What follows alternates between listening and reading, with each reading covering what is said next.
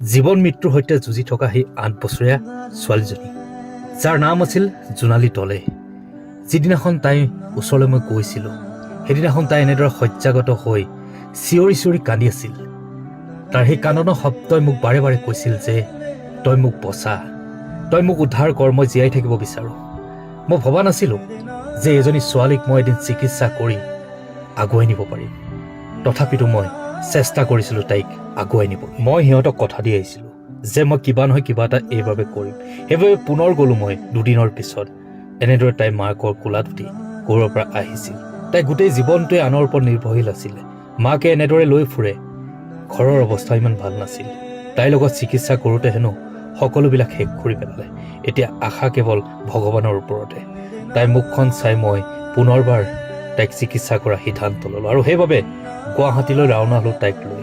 Guwahati Apollo Excel care হস্পিটেলত তাইক লৈ গ'লোঁ এজন উন্নত চিকিৎসকৰ ওচৰত তাইক চিকিৎসা কৰাবলৈ। মই জানিছিলোঁ তাই ইমান জটিল ৰোগটো চিকিৎসা কৰাটো মোৰ বাবে সম্ভৱ নহ'ব, কিন্তু তথাপিতো মনত অদম্য সাহস আৰু বিশ্বাসেৰে তাইক চিকিৎসা সেৱা আগবঢ়াব ল'লোঁ। কিন্তু দুখৰ বিষয়, তাই হিমগ্ল'বিনৰ মাত্ৰা একেবাৰে কম আছিল। ডক্টৰে ক'লে এপেকেট ব্লাড দিব লাগিব। সেইবাবে আমি পুনৰ গুৱাহাটীৰ পৰা আহি যোৰহাট মেডিকেল কলেজলৈ তাইক লৈ গ'লোঁ। এটা দীঘলীয়া যাত্ৰা কৰিবলৈ তাইক মই প্ৰস্তুতি হ'লোঁ। যোৰহাট মেডিকেল কলেজত 2 দিনকৈ ভৰ্তি কৰোৱাৰ পিছত, এটা ইউনিট ব্লাড দিয়াৰ পিছত জোনালীৰ মুখলৈ যেন হাঁহি বিৰিঙি উঠিল। যিজনী ছোৱালী শয্যাগত হৈ আছিল, তাই সেইদিনা নিজে উঠিব পৰা হ'ল। এই দৃশ্য দেখি মনত আৰু দুগুণ সাহস পালোঁ আৰু সেই সাহসেৰে তাইৰ লগত দিনে নিশাই মই লাগিব ল'লোঁ।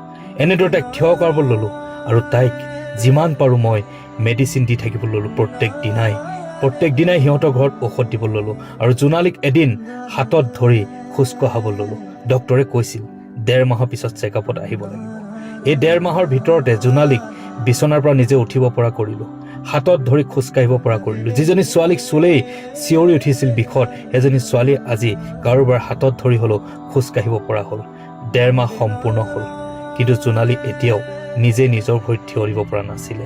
সেইবাবে পুনৰ ভাবিলোঁ যে তাইক পুনৰ চেকআপত নিব লাগে। জোনালীৰ যোন যেন মুখখনি দেখিলেই মই আৱেগিক হৈ পৰোঁ। এনেকুৱা লাগে যেন তাইক মই কেতিয়া তাইৰ মুখৰ হাঁহিটো ঘূৰাই দিব পাৰোঁ। বিশেষকৈ তাই যেতিয়া চকুত চকু পানী দেখোঁ, বৰ দুখ লাগে মোৰ। তাইক মই সুধিলোঁ, জোনালী তই ভাল পাইছনে? তাই কৈছে ভাল পাইছোঁ। তাইক সুধিলোঁ যে থিয় হ'লেতো বিষাই নেকি? তাই ক'লে বহুত বিষায়।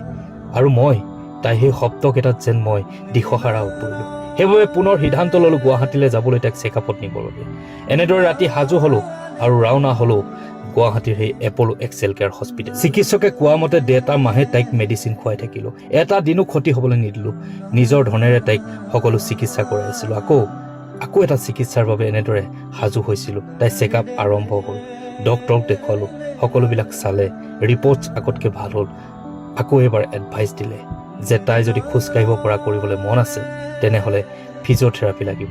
এটা দীঘলীয়া যাত্ৰা কৰিবলৈ আকৌ সাজু হ'লোঁ মই। এইবাৰ চিকিৎসা আগতকৈ জটিল হ'ব, কাৰণ এবাৰ মেডিচিনো খুৱাব লাগিব, লগতে ফিজিঅ'থেৰাপি দিব লাগিব। কিন্তু মই কেতিয়াও থমকি যোৱা নাছিলোঁ। পিছদিনাখনেই মই পুনৰ ৰাওনা হ'লোঁ দেৰগাঁৱলৈ। দেৰগাঁও নৱজ্যোতি ফিজিঅ'থেৰাপি ৰিচাৰ্চ চেণ্টাৰলৈ গ'লোঁ। তাত ডক্টৰ অৰুণজ্যোতি হাজৰিকাক লগ কৰিলোঁ, য'ত কপিল আৰু নিপেনৰ চিকিৎসা হৈ আছিল। ডক্টৰ অৰুণজ্যোতি হাজৰিকাই জোনালীক ভালদৰে পৰীক্ষা নিৰীক্ষা কৰিলে, সকলোবিলাক চালে আৰু শেষত সিদ্ধান্ত দিলে যে তাইক 6 মাহ দিন ফিজিঅ'থেৰাপি দিব লাগিব।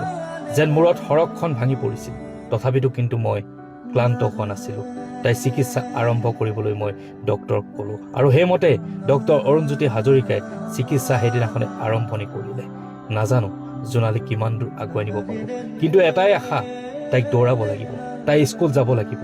তাই এতিয়া বৰ্তমান ডক্টৰ অৰুণজ্যোতি হাজৰিকাই ট্ৰিটমেণ্ট চলাইছে ফিজিঅ'থেৰাপি। অপ্ৰাণ চেষ্টা কৰিছোঁ জোনালীক এটা সুস্থ জীৱন উপহাৰ দিবলৈ, তাই হেৰাই যোৱা হাঁহিটো ঘূৰাই দিবলৈ আৰু এই মাতৃৰ মুখখন হাঁহি বিৰিঙাবলৈ আশীৰ্বাদ কৰিব, তাই যাতে এই 6টা মাহৰ জাৰ্ণিত সুস্থ হৈ দৌৰিব পাৰে। ধন্যবাদ।